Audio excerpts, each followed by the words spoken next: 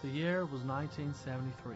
Our president was Gerald Ford, the greatest in our history, and boy did he know it. He would strut around the corridors of power, whistling some tune or another too loud, often jimmining one of the many White House windows to holler and taunt passer-by.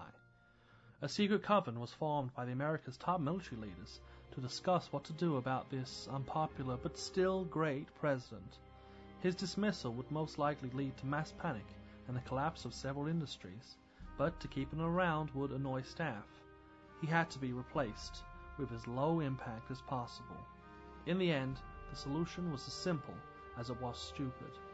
Top scientists were brought in from the set of The $6 Million Man and recommissioned to form a clone of the president. The experiment was a success, and the clone led the country diligently, but fate is a harsh, hot cousin, and some began to suspect the clone worked too well. The clone, codenamed Adam, had a 30% greater work output and no genitals, and people were beginning to notice. So, a second clone, codenamed Steve, was commissioned from Adam's old teeth, and made considerably dumberer. The experiment went off better than expected, with the nation falling in love with many of his zany bills of law and rope tricks.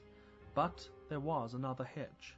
He was so popular, the coven was afraid of what would happen if he were to pass away or fall into a cement mixer of some such.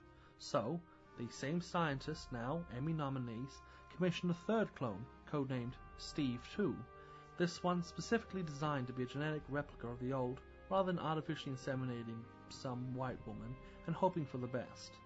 This clone was even more of a success than the old one, which brought up the original clone's problem, so a fourth, codenamed Butthead, and eventually a fifth, codenamed Clone, was created to get the same amount of success, no more, no less. Everybody loved it, and the sound of high fives resounded across Washington. However, an unforeseen problem now became another problem. We now had as much as 6 Gerald Fords crowding a microphone at any one address, including a confused and shouting original Gerald Ford, codenamed Ford Classic. It was only a matter of time before the public and the press noticed something fishy. The coven stayed up till 9:15 trying to think of a solution, some of them resorting to homosexual affairs to get their little grey cells working. It was actually Air Force College intern Bride O'Fallick that hit upon a plan. Why not just kill all the Gerald Fords, or at least enough that the numbers would become more manageable? Killing Gerald Ford Prime would be easy enough. They just had to wait until old age picked him off and no one would notice in a herd that size. But the clones, being quite a bit younger and healthy eaters, would prove trickier. It quite clearly said in the Constitution, overseen by the fourth West President, that no leader of these United States was to ever be assassinated. Never, just a big old blanket kibosh on the whole thing. A president could only die heroically defending his village, as America began, from the flying terror known as the Rock, or from a social disease, such as syphilis. All seemed lost, and the coven went back to their rooms very cranky. But it was again O'Fallick to the rescue, thanks to a loophole written hastily on the back of the Declaration of Independence. It pointed out that in celebration of the upcoming bicentennial, one murder would go officially unpunished, and that honor historically went to the president. Well then, golly, now we have a plan. Get a clone to kill themselves, so to speak. Easy, right? Anti-right.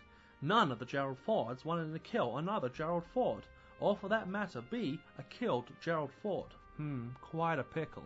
So plans were put into motion to create a 7th clone, an extra codenamed Fruit Tingles by the Lifesavers Candy Company, You may have seen Gerald Ford in their adverts getting punched in the throat by Flavor. This clone will be bred exclusively to kill other Gerald Fords, and then, hopefully, die from a peanut allergy or raspberry dip allergy or something that the scientists would add later.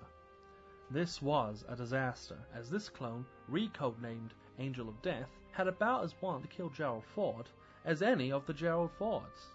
So, the scientists began cloning in earnest, mostly out of frustration and boredom, but also to create that most elusive of clones, the fabled evil clone, or evil twin to give its literary equivalent. To this day, 1993, the clone program has yet to find anything more than a handful of rather lazy Gerald Ford clone, and Gerald Fords currently run feral through our alleyways and bakeries, breeding with each other to create hordes of disease-carrying young. If you're bitten or your baby is kissed by Gerald Ford, leave your home immediately and put it on the market as it's now officially cursed. Milk sours, pets become inflamed, that kind of thing. Inform the authorities and also anybody you come in contact with because, hey, you just met Gerald Ford, the nation's greatest president. This ends the Presidential History Walking Tour.